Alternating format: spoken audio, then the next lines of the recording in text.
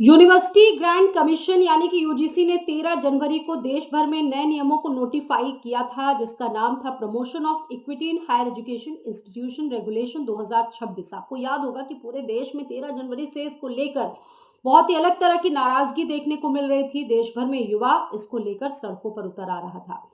हालांकि ये टीमें जिस तरीके से एससी, एसटी, ओबीसी छात्रों की शिकायतों को देखने की बात कह रही थी, सरकार का ये तर्क था कि ये बदलाव उच्च शिक्षा संस्थानों में आमूल-चूल बदलाव लाएंगे, बहुत बेहतरीन तरीके से काम करेंगे।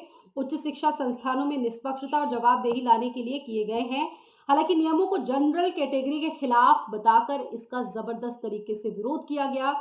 सवर्ण जातियों के लोगों ने इसको लेकर जबरदस्त तरीके से विरोध प्रदर्शन किया। उत्तर प्रदेश के अलग अलग जिलों में इसको देखते हुए जगह जगह प्रोटेस्ट हुआ और इस बिल के खिलाफ नारेबाजी करते हुए कहा कि इसको वापस लो।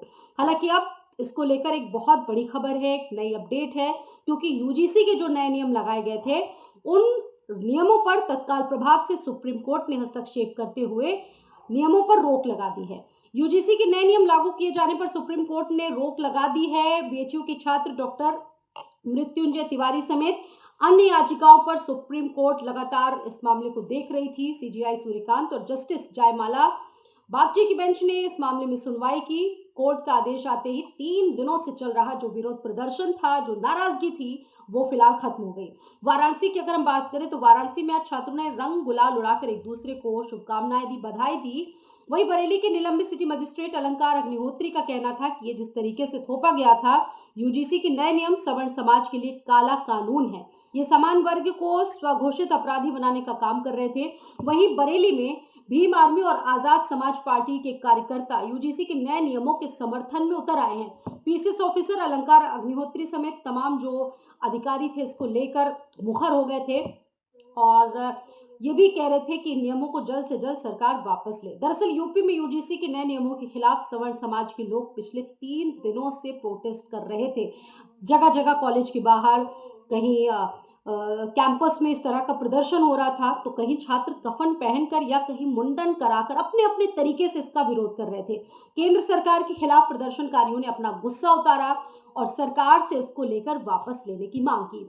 अब देखिए, सरकार लगातार इस स्थिति से समझ नहीं पा रही थी, क्योंकि विरोध जो हो रहा था इसका जबरदस्त तरीके से हो रहा। सबसे बड़ी बात यह कि चुनाव से पहले अगर इस तरह की चीजें होती है, क्योंकि उत्तर प्रदेश में 2027 को विधानसभा चुनाव है और कहीं ना कहीं बीजेपी सरकारें इसको लेकर कटघरे में आ रही थी, क्योंकि बीजेपी सरकारों को सवर्ण जातियों का वोट एक तरह से जाता है और ऐसे में कोई स्थिति ना होने की वजह से सवर्ण अपने आप को ठगा सा महसूस कर रहा था। कई जगह तो ये तक कहा गया कि अगर ये वापस नहीं लिया जाता तो फिर कभी भी बीजेपी को वोट नहीं देंगे। यानी कि इस तरह की स्थितियां थी।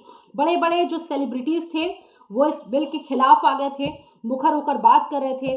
चाहे कवि कुमार विश्वास को ले लीजिए और अनामिका अंबर जैसी जो कवित्री हैं वो भी इसको लेकर रिएक्शन दे रहे थे। यानी कि बड़े बड़े सेलिब्रिटीज भी इस पर कूद पड़े थे। साथ ही महाकुंभ से चर्चा में आए बहुत सारे जो साधु संत थे इसको लेकर लगातार अपना गुस्सा जता रहे थे और कह रहे थे कि सरकार इस तरह के जो नए नियम लेकर आई है वो किसी भी तरह से छात्र हित में नहीं है, सामान्य वर्ग के हित में नहीं है और जगह जगह इसको लेकर प्रदर्शन किए। अब देखिए, इसको लेकर सुप्रीम कोर्ट ने साफ हस्तक्षेप कर दिया है और सुप्रीम कोर्ट का कहना है कि अभी इन नियमों को बिल्कुल भी लागू नहीं किया जा सकता। इसको लेकर बीजेपी विधायक और बीजेपी की तरफ से भी तमाम तरह की प्रतिक्रियाएं आई और ये भी कहा कि इसको बांटने की साजिश पर विराम लगा है। कुशीनगर में ब्राह्मण विधायकों की अपने आवास पर बैठक से चर्चा में आए पीएन पाठक, जो कि विधायक हैं, उन्होंने कहा कि सनातन धर्म को कमजोर करने, जाति से जाति को लड़ाने वाले यूजीसी नियम पर रोक लगाना सुप्रीम कोर्ट का बहुत महत्वपूर्ण फैसला है। यानी कि अपने ही बीजेपी सरकार के अपने ही जो उनके विधायक हैं वो खुद इसको लेकर लगातार विरोध की स्थिति में थे, क्योंकि वो भली भांति जानते थे कि अगर ये कानून देश में आया तो आगे चलकर बीजेपी सरकार को कितनी मुश्किलों का सामना करना पड़ सकता है। तत्काल जिस तरीके से इसको आड़े हाथों सुप्रीम कोर्ट ने लिया, रोक लगाई, इसको लेकर इस फैसले को बहुत अच्छा लोग मान रहे हैं। और महत्वपूर्ण बात यह है कि मोदी सरकार की पहचान सबका साथ, सबका विकास, सबका प्रयास और सबका विकास जैसे नारों के साथ होती है और ऐसे में इस तरह की चीजें अगर हो रही थी तो जाति में बांटने की साजिश पर एक तरह से बहुत बड़ा विराम लगा। हालांकि ये कोर्ट की तरफ से हस्तक्षेप किया है, सरकार की तरफ से अभी तक इसको लेकर कोई भी बात नहीं कही गई। हालांकि अपने ही जो लोग बीजेपी के थे वो इसको लेकर लगातार मुखर आ रहे थे, लेकिन विपक्ष की अगर हम बात करें तो विपक्ष इसको लेकर ठीक बता रहा था और वो कह रहा था कि कुछ भी इसमें ऐसा नहीं है जिसको लेकर ये कहा जाए कि इसको वापस लिया जाए। ये एक तरह से सही था।